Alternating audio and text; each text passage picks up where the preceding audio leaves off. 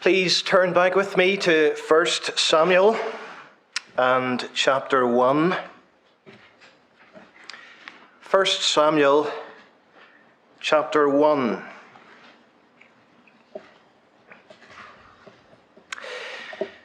We are about to embark on something this evening that is becoming increasingly rare and unusual. A series of sermons on a book from the Old Testament. Some preaching surveys put the ratio of Old Testament sermons to New Testament sermons at about 1 to 10. That's one Old Testament sermon for every 10 New Testament. And there might be some in the professing church who would like it nearer to 0 to 10. For many people, their first thought when the minister asks them to turn to somewhere in the Old Testament, oh no, not another historical lecture, please. Oh help, where do I find this book? Not the law, please, not the law. I came here to learn about Jesus. What does Israel, Babylon, the Ark of the Covenant, what does that have to do with the issues in my life right now, Pastor?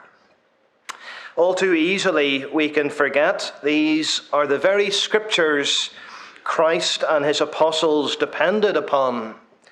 That is to say, what we call the Old Testament was the only Bible Jesus and his apostles had.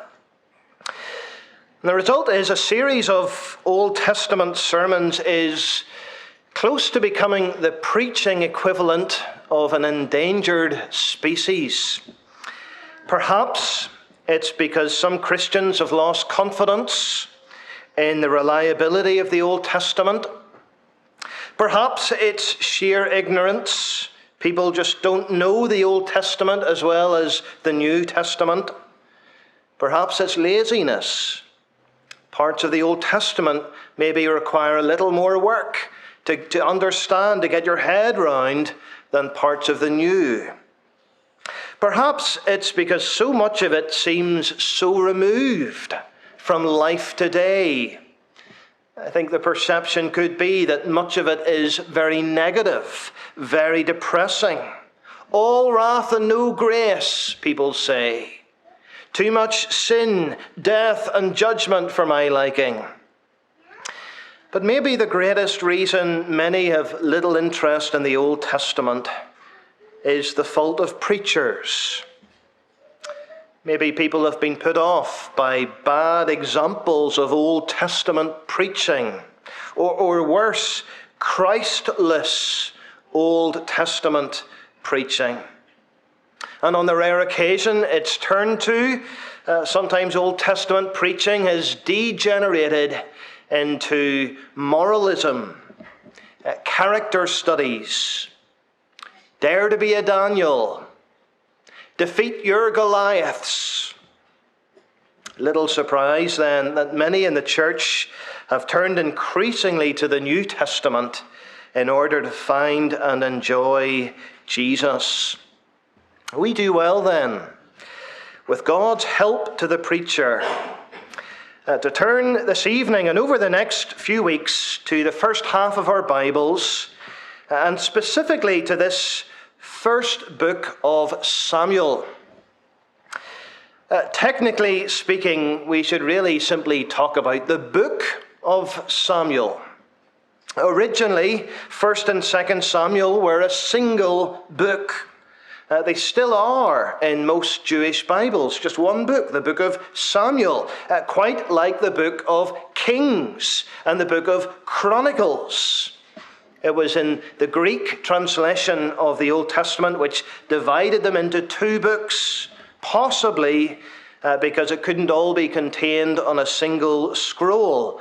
So we have 1 and 2 Samuel, but it's all just one story, one book divided into two. It's quite a sizable book then, when you think of it combined, taken together.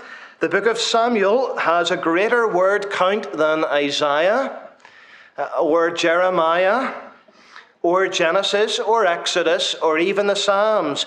Only the book of Kings and Chronicles are greater. So it's a substantial chunk of the Bible we're talking about. It's set around 3,000 years ago. And these books of Samuel, they cover a period of roughly 100 years, from the period of the end of the Judges to the last years of David. It's about 100 years of history. And you can read it in one sitting. One sitting. You could read it aloud, and it would take, on average, about a little over 3 hours to read aloud in one sitting. It's an amazing book. There's plenty of action here. It's full of battles, heroes, romance, betrayals. There's deception, there's drama. It tells us about 3 main individuals: Samuel, Saul, and David. And the focus moves from one character to the next. And as we go through 1 Samuel, we begin with the character Samuel in chapters 1 to 3. And then it's Saul in chapters 4 to 15, before David then from chapters 16 to the end. Along the way, we meet characters like Hannah, Eli, Jonathan, Abigail, Joab, and others. It contains some of the most famous stories in all the Bible, notably David and Goliath. But it also contains stories, incidents that I'm sure many of us, we have never read before, maybe we're not familiar with hardly at all. And to help this evening in terms of setting the scene and introducing the book, I want to give you 4 ways in which 1 Samuel is an astonishingly relevant book. 4 ways this book is relevant. Firstly, it is set in dark days. It is set in dark days. Our reading earlier began with the reading of the final verse of the book of Judges. And in just that single verse, the end of Judges, the scene is set perfectly. Judges 21, verse 25. In those days there was no king in Israel. Everyone did what was right in their own eyes. This is exactly when the events of 1 Samuel take place. Days when there was no king in Israel, and everyone did what was right in their own eyes. It tells us something, doesn't it, about the general climate of the day. The general climate surrounding the events of this book. It was an age of rebellious independence from God. Everywhere there is this feeling of self-rule, self-confidence. God said one thing, but people did something totally different. They did what they wanted. They left God out. Those are the days of 1 Samuel. The opening chapter gives us a couple of prime examples of how bleak things are. Verse 3 tells us of the sons of Eli, Hophni and Phinehas. They were the priests of the day. And we learn later in chapter 2, these men, they were wicked men, despicable men. Chapter 2 describes how they committed sinful acts of sexual immorality right within the sanctuary of God. And that's the caliber. That's the caliber of the priests, the spiritual leadership of the day. They were men who did what was right in their own eyes. Another example is when Eli saw Hannah pouring out her soul to the Lord in prayer. We'll come upon it next week, God willing. And for Eli, it was such an unfamiliar, unusual sight to see someone just pouring out their heart in prayer that he could only conclude she had had too much to drink. Surely that says something about the day, doesn't it? Things were pretty bad. And can you not see, friends, something of the relevance already of this book? Much of what was true in those days is exactly the case in these days. This evening, all around us in this city of Lisburn, there's men, women, and young people doing what is right in their own eyes. Everyone they doing as they see fit. That's our age, isn't it? Making up their own morality, deciding for themselves what is right, what feels right. We can relate to these days. And yet the amazing thing is that it was in these days that the events of 1 Samuel take place.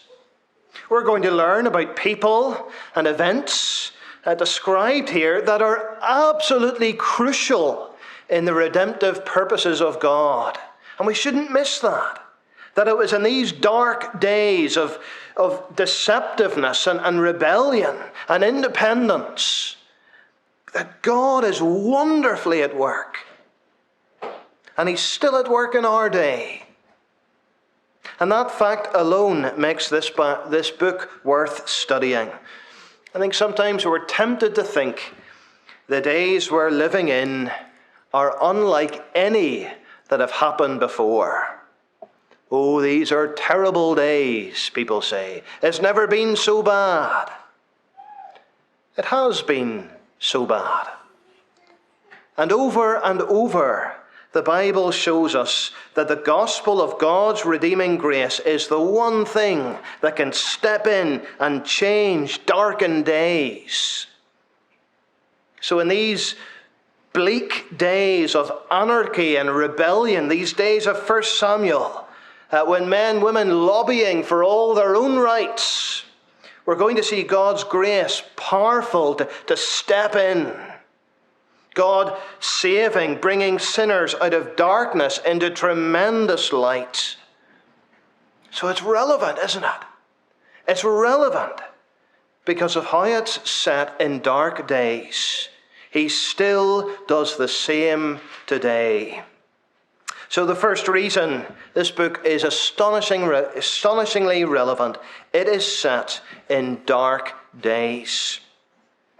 A second reason, it describes imperfect leaders.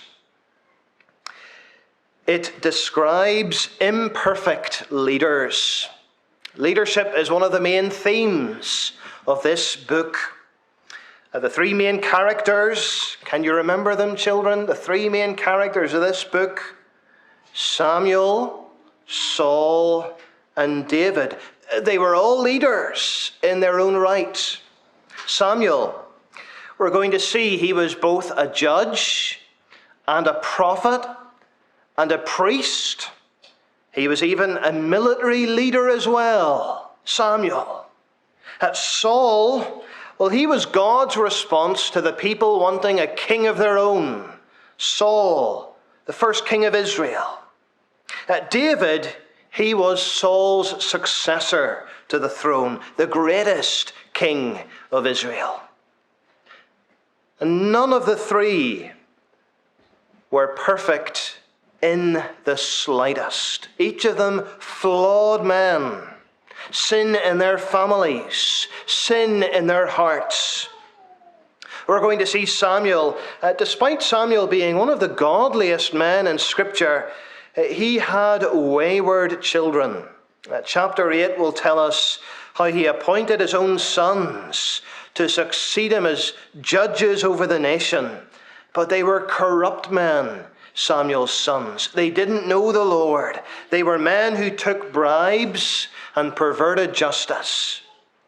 Saul, well, he He's thought of today as one of the greatest villains of Scripture. And in many respects, rightly so. He rejected God. He disobeyed the Lord's commands. The power of the throne went to his head. So much so that even after the Lord rejected him as king, Saul tried to kill the man who would succeed him. David, he's remembered as one of the heroes of the Bible, and again, in many ways, rightly so. He loved God. He sought to obey God. He defeated Goliath. He demonstrated enormous loyalty to Saul, even when he had opportunity to kill Saul. But David also sinned greatly. We're going to see David had a lust problem. David had a woman problem. As we go through this book, it's going to become very clear none of these leaders reached the mark. And it's a poignant parallel of our day, isn't it? Imperfect leaders. Failure in leadership. Is there not a crisis today when it comes to national and political leaders? A crisis over issues to do with honesty and integrity. The world of politics is a dark, murky, grubby world with off-the-record decisions, secrets, scandals, evasive answers, hypocritical behavior.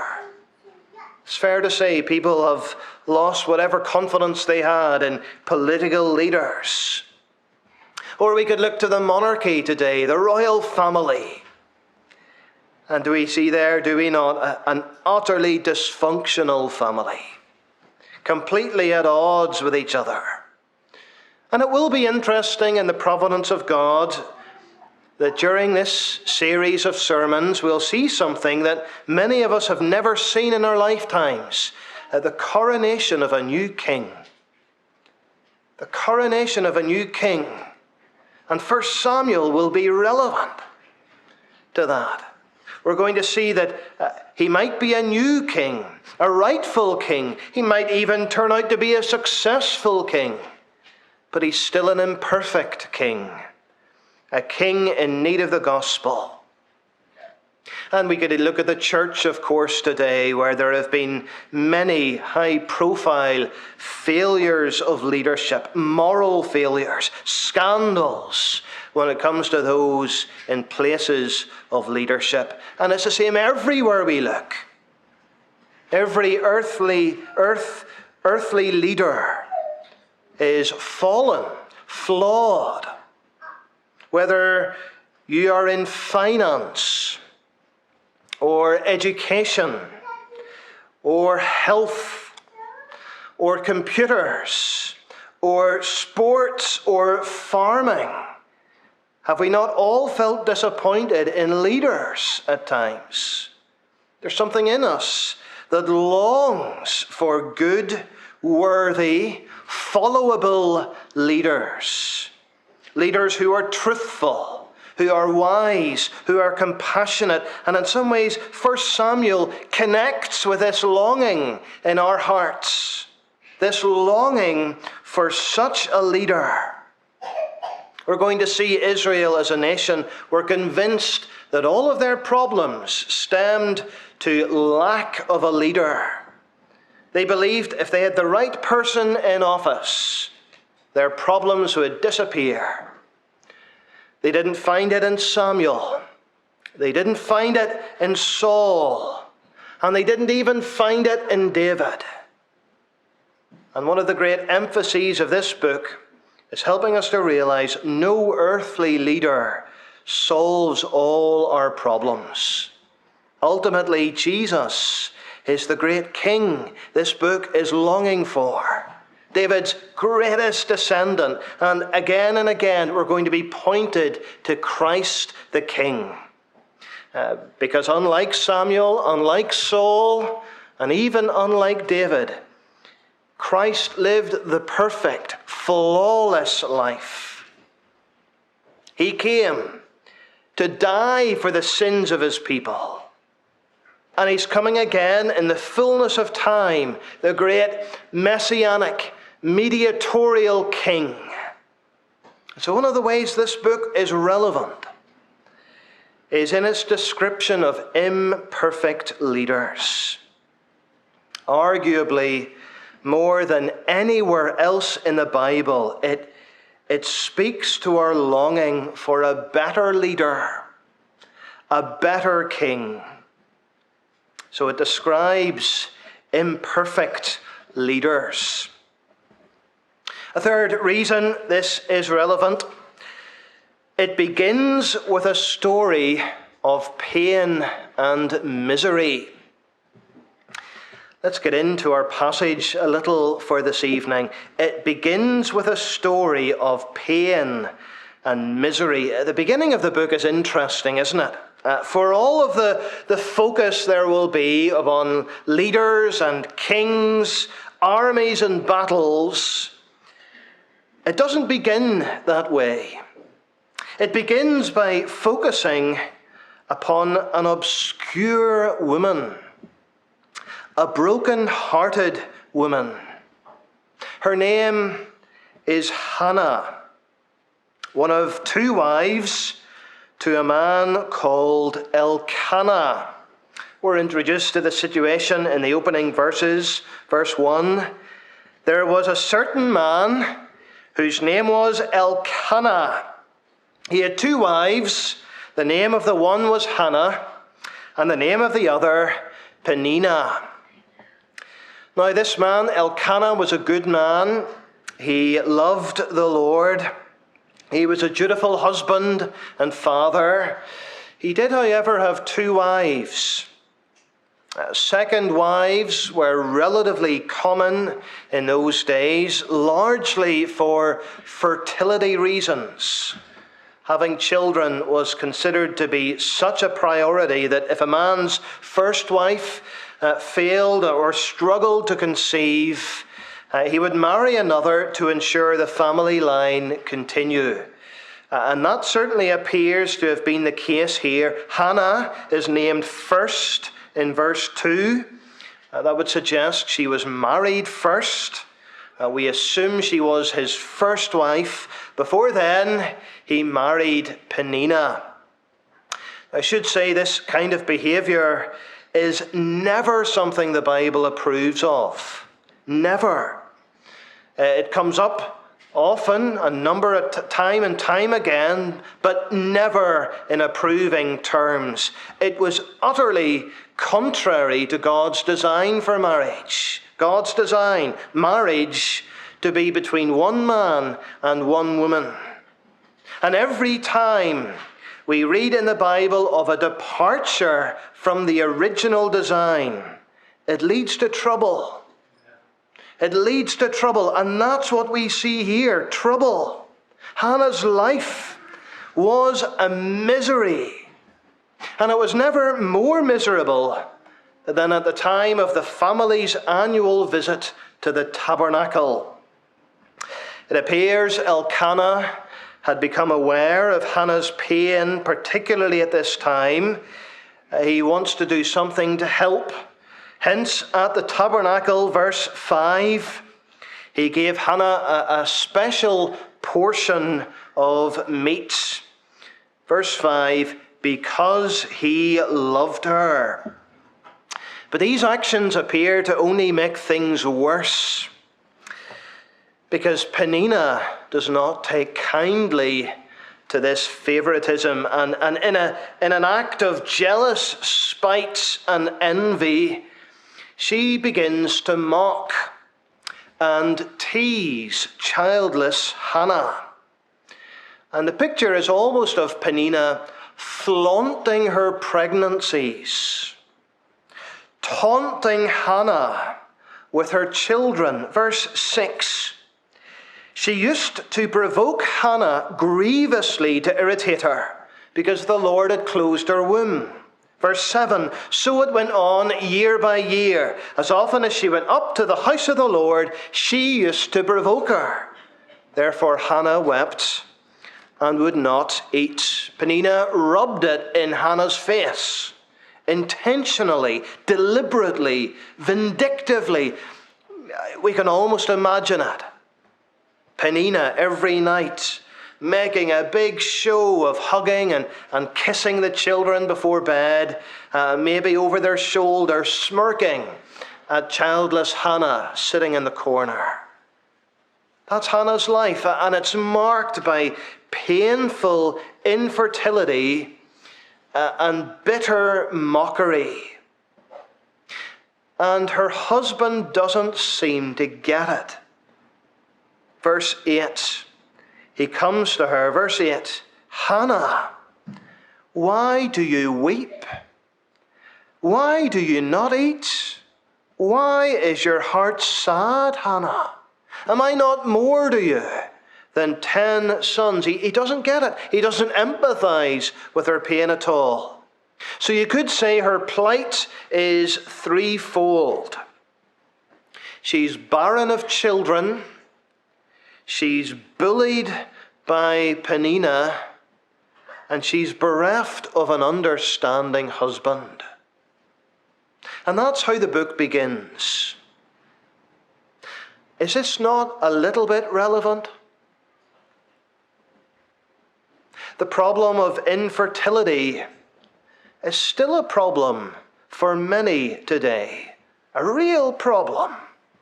And despite the many advances in healthcare since the days of Hannah, there is still no real answer to the problem of infertility. According to one statistic, approximately 3.5 million people suffer from some form of fertility problem in the UK. It affects 1 in 7 couples. 1 in 7. There's a lot more than 7 couples here this evening. So this is a real and often a hidden grief for many. For many of us, our lives are barren in other ways. Maybe for you, your life is barren of a life partner, a husband or wife. Maybe you've been bereaved of a life partner. Maybe you're divorced. Maybe you've never got married. And life feels barren in some shape or form. Maybe your life feels barren in other ways. Barren of joy, of happiness. Barren of health, of strength.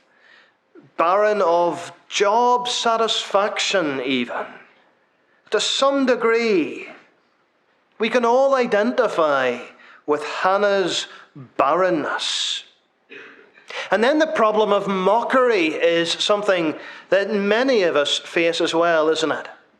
Sometimes on a daily basis.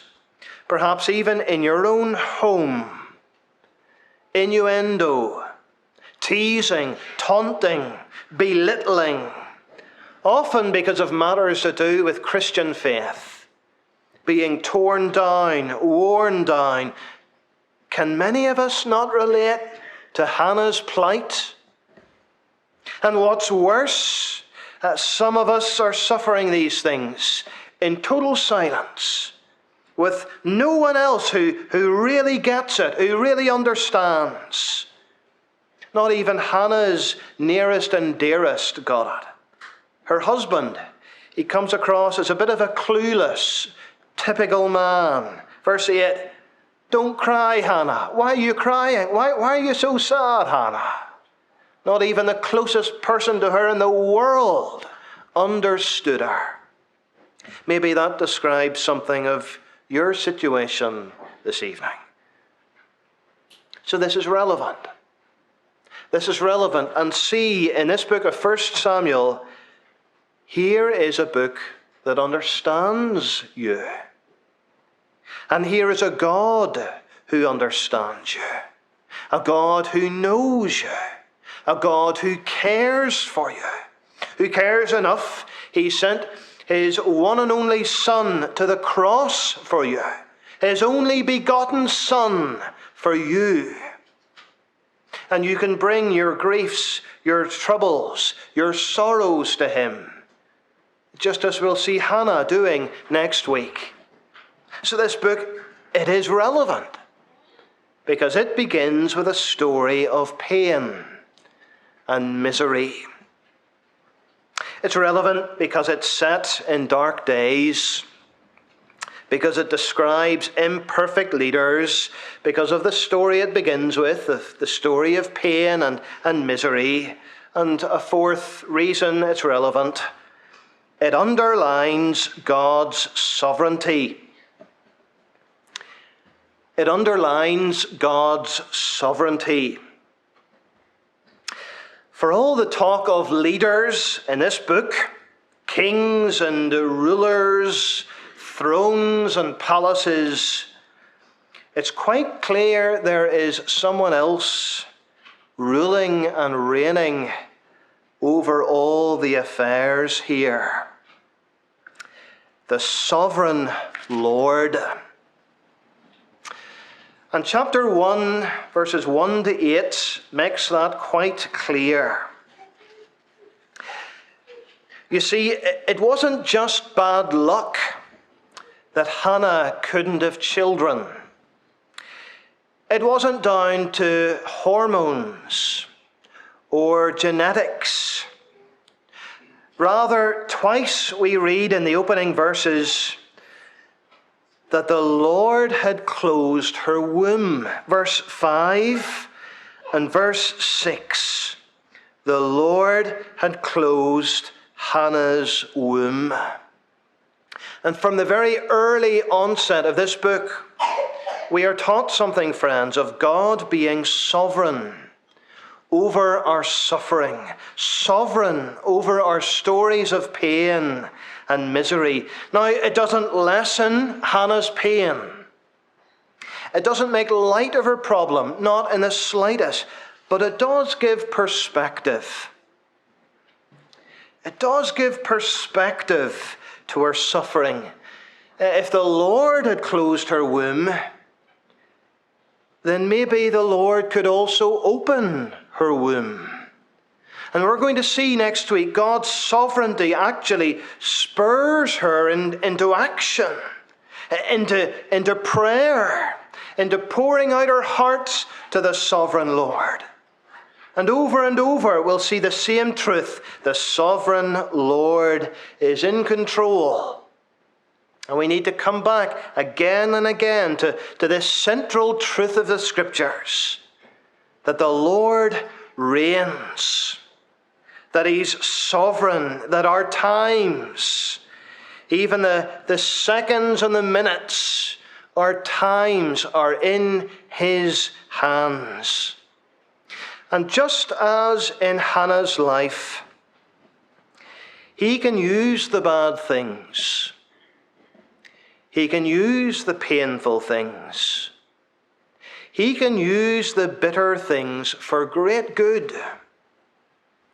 Her life circumstances were awful, weren't they?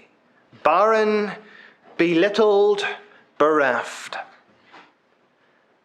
But if it wasn't for the pain, if it wasn't for the misery, would she have been driven to cry out to the Lord the way that she did? And if she hadn't, would Samuel ever have been born? In a way, everything that happens in the rest of this book depended upon Hannah's closed womb. Isn't that remarkable? Everything that will unfold depends upon her pain and misery. The initial step towards the establishment of David's royal throne was Hannah's painful childlessness. This book that really centers around three men. Do you remember them, children? Samuel, Saul, and David. It centers around those three men. But the book begins with the closed womb of an obscure, heartbroken woman. Isn't there something beautiful in it? Of course, there's no way Hannah could ever have known this at the time. But God would use her set of circumstances to bring about his great plan of salvation. It's much the same with the details surrounding the cross of the Lord Jesus. What appeared to be the most tragic of events, the crucifixion, was precisely according to the definite plan and foreknowledge of God for the salvation of many. And he's precisely the same sovereign Lord today. So that tough situation you face, where maybe you can't see any positives at all, he can use it for good. He can use it for good, for you and for others. He can take your emptiness. He can take your barrenness, and he can bring good out of it. He can take the smirks and the digs and the mockery and the slander, and he can use it. He can turn it into great good. So 1 Samuel, is it relevant? You bet it's relevant. God is still sovereign. He's still at work in the most difficult of situations. He still has his anointed King, Jesus Christ. So while this series will certainly not interest many in the world and may not excite many in the professing church, here this evening are 4 ways 1 Samuel is an astonishingly relevant book. It is set in dark days. It describes imperfect leaders. It begins with a story of pain and misery, and it underlines God's sovereignty. And I hope and pray that, like me, you're excited. You're excited as we begin this journey together, because it couldn't be more relevant for your life and mine. Amen.